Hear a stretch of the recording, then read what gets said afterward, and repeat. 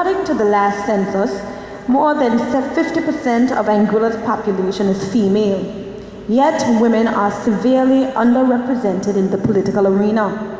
Why is the AUM, the Angola United Movement, the only major party that has not fielded a female candidate? You have 2 minutes within which to answer that question.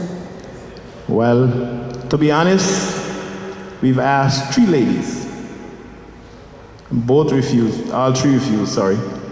So it's not that we left out the ladies, but when we elected, we will look out for the ladies just as we look out for the men, because God made them just like He made us, even though He made them from our ribs. So they're still part of us.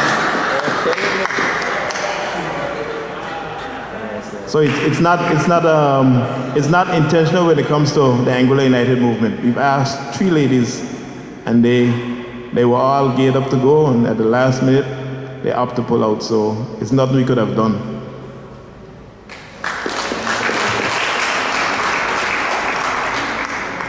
Thank you, Mr. Gums. Your next question will be presented by Mr. Gino Webster, one of the students on our panel. You are running against Mr. Banks in District 4 and have done so before. Without getting personal, what is it about his leadership style, his actions, or his ideologies that leads you to believe he should be replaced? You have 1 minute, 30 seconds. My personal view is that he's bankrupt when it comes to ideas. He's just interested in being elected, and that's not all about politics. You have to be elected to represent the people of this country. It has been said that I can't go anywhere to represent Angola. Mr. Banks is more capable. But when Mr. Banks represents the people that are living in Angola, then he can truly go overseas and represent Angola. But as it relates to now, he has not represented the people of this country. I'll give you one good example. Angolans are at home, and Indians and Chinese were working. That is not what I call representation.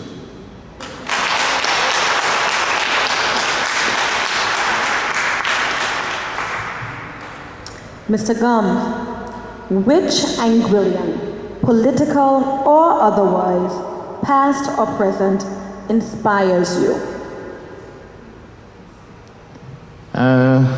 Maybe more than one, but I like Mr. Webster, Mr. Ronald Webster, the Honorable James Ronald Webster. I like him for a couple of reasons. He made a lot of sacrifices for us.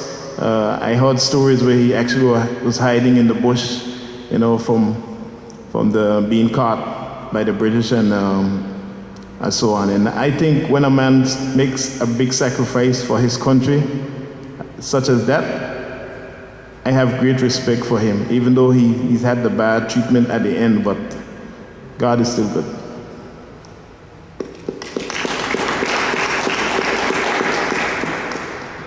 Thank you, Mr. Gums. Your final question for this evening will be presented by Ms. Michelle Romney from our student panel. Mr. Gums, you have 2 minutes. As someone who has run a political campaign before and lost, what keeps you going and makes you willing to try again? Thank you, Mrs. Romney. Mr. Romney, sorry.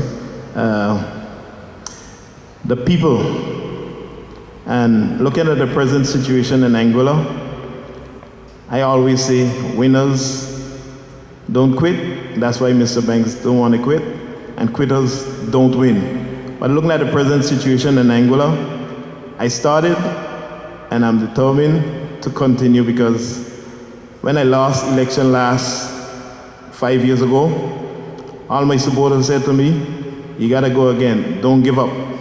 And the people just motivated me to keep on going. And there's a lot of things that's going on in Angola. And one of the things that really motivates me is the young people. I have a lot of young supporters, and they talk to me every day, and they say, you must win the election this time. We are fully behind you. And I really have great motivation when it comes to the young people. So they are my main drive.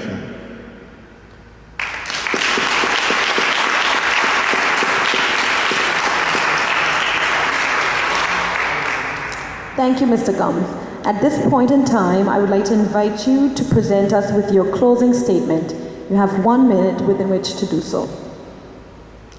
Okay, I would like to say to the Debating Society, thanks for the opportunity and inviting me to be here.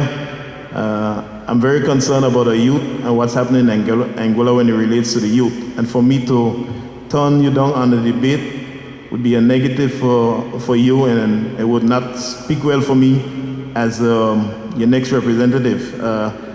The other gentleman that was supposed to be here, and he's vying for political office as the top leader in the land, and he turns down the young people of this country. It spells bad for our leadership. But you don't have to worry about that. I wish I could speak from a elected member of government position. But next time around I'll be here, I'll be speaking from elected position. And I just want to thank you all very much, and continue to pray for us, continue to pray for Angola on the whole, because we need our prayers. If there's any time we need divine intervention, it is now. And I would like to encourage you young people to stay focused. Everything will be okay. God is still on the throne.